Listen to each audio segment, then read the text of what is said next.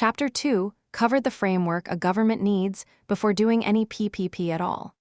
This lesson is about the next step, how an individual project actually gets identified as a PPP candidate in the first place, because a PPP doesn't start as a PPP.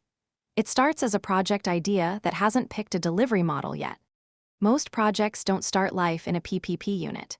They start in a national development plan, a sector strategy, or a ministry's own investment program, a road that's needed, a hospital that's overdue, a port that's at capacity.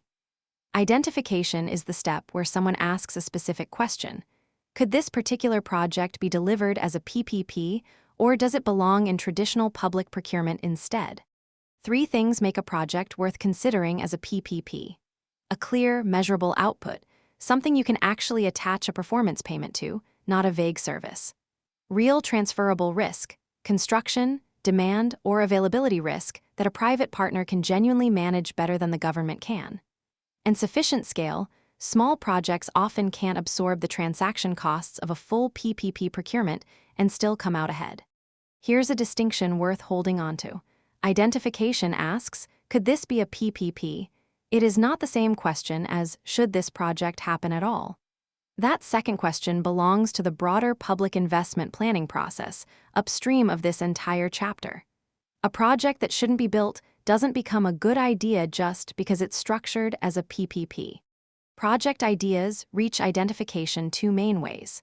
Most come from the government's own planning pipeline, a ministry or agency proposing a project it already needs. Some come as unsolicited proposals, a private company pitching a project idea directly. Unsolicited proposals need extra scrutiny.